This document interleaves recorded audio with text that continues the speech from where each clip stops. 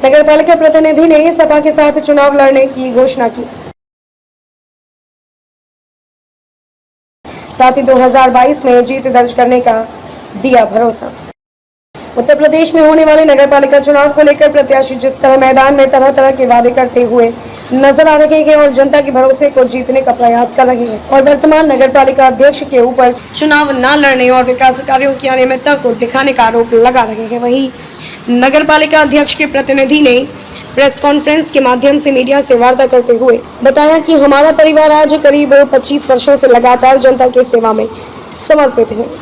और आने वाले दिनों में भी जनता के हित में कार्य करेगी। वहीं नगरपालिका प्रतिनिधि ने यह भी बताया कि इस बार समाजवादी पार्टी के साथ रहकर चुनाव लड़ूंगा। वहीं पालिका प्रतिनिधि ने जनता के विश्वास और आशीर्वाद का दावा करते हुए यह भी कहा कि सरकार द्वारा मिले मद के अनुसार सभी कार्यों को पूर्ण करने का कार्य किया जा रहा है और आने वाले चुनाव में मजबूती के साथ जनता के बीच जाकर जीत दर्ज कराने की अपील करूंगा। वहीं उन्होंने यह भी बताया कि मार्च 2020 में करीब 6 माह तक सरकारी बजट न होने के कारण 14वां वित्त का पैसा कर्मचारियों को वेतन देने का कार्य किया गया, जिसके चलते नगरपालिका के विकास कार्यों में रुकावट रही, समस्याओं का सामना करना पड़ा। लेकिन बजट मिलने के बाद अपूर्ण कार्यों को पूर्ण करने का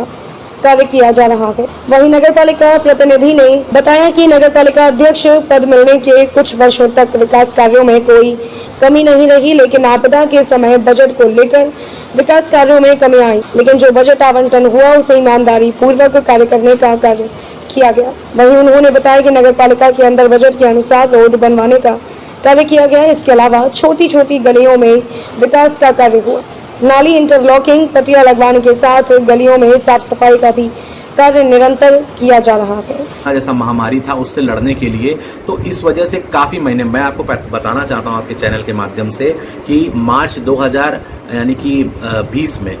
2020 से लेके 6 महीने लगातार नगरपालिका का जो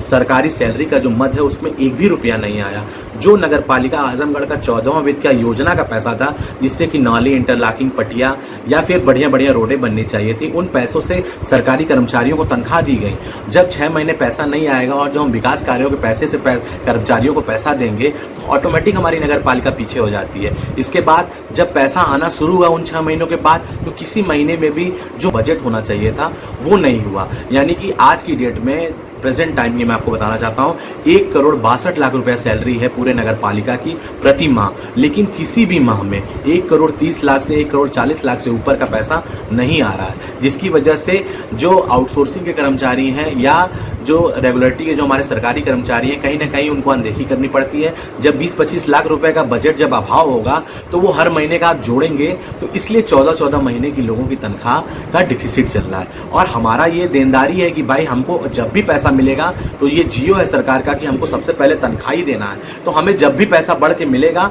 हमें सबसे पहले उन 14 महीने की जो उनकी तनख्वाह है वो देना है, तब जाके हम किसी विकास कार्य को कर सकते हैं। ये सरकार की एकदम क्लियर नियमावली है और इसमें कोई बदलाव नहीं हो सकता। नहीं तो अगर हम इसके अलावा पैसा रोक के किसी और मद में यूज करेंगे तो उसमें जेल जाने का ईओ और चेयरमैन का प्रावधान है। तो कहीं से हम और हमारे ईओ नहीं कभी गलत रहे। जब हमें बजट नहीं मिलेगा तो हम उसके अनुसार काम, हमने सैकड़ों लेटर शासन को लिखे कि हमारे को तनख्वाह की इतनी ज़रूरत है, लेकिन सरकार से अभी उसके लिए प्रॉपर कोई हमको एलोकेशन नहीं मिल पा रहा है। तो इसी वजह से ये समस्याएं आ रही हैं और जो डिफिसिट आ रहा है प्रति माह का, वो धीरे धीरे जोड़ के इन महीनों में जो तनख्वाह कर्मचारियों की बाकी रह गई वो उनको नहीं हम दे पा रहे हैं। लेकिन मैं आपसे वादा करता हूँ कि अगर हम लोग को पैसा सरकार इकट्ठा देगी तो मैं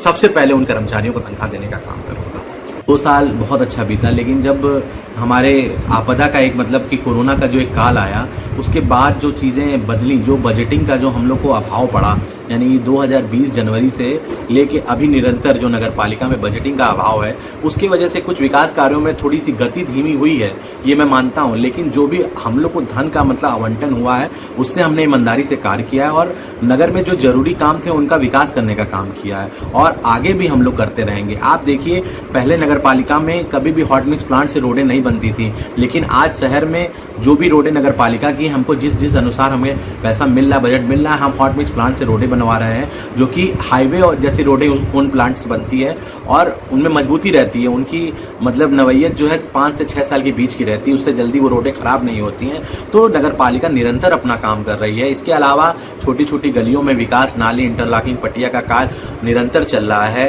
और नगर पालिका की साफ़ सफाई की व्यवस्था सुदृढ़ करने के लिए जो संसाधनों की ज़रूरत है, हम रेगुलर उसको बढ़ाने का काम कर रहे हैं। डंपिंग ग्राउंड हमने 5 एकड़ का, जब हम चुनाव जीत के आए तब से हम वहाँ पे मझगाँव में उसको रन कर रहे हैं और आज भी वो गवर्न करके बढ़िया से चला रहे हैं। इन सारी चीज़ों को हम प्रॉपर वे में ले मानी जनता से ये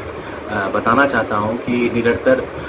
25 साल से आजमगढ़ नगर पालिका में पिताजी माताजी के माध्यम से हम लोग ने नगर की सेवा की है और आगे आने वाले जो चुनाव हैं नगर पालिका के, नगर निकाय के, उसमें सीट के अनुसार अगर महिला सामान्य सीट रहती है तो माताजी और सामान्य सीट रहेगी तो मैं खुद भागीदारी लेने का कार्य करूँगा। और इस वक्त जो है हम लोग की जो मतलब कि लॉयल्टी है वो सपा के प्रति है। हम लोग दोनों लोग इस वक्त सपा पार्टी के साथ हैं और पिछले हमारे जब विजय यादव जी जिला पंचायत का चुनाव लड़ रहे थे तब से मैं सपा पार्टी में हूँ और सपा के साथ अपना ईमानदारी से काम कर रहा हूँ और नगर क्षेत्र में जो भी विकास कार्य हो रहे हैं उसमें मेहनत करके नगर पालिका में विकास साफ सुंदर स्वच्छ रखने के लिए निरंतर कार्य कर रहे हैं और आने वाले चुनाव में हम लोग मजबूती से चुनाव लड़ेंगे और नगर की सेवा में अपना भरपूर योगदान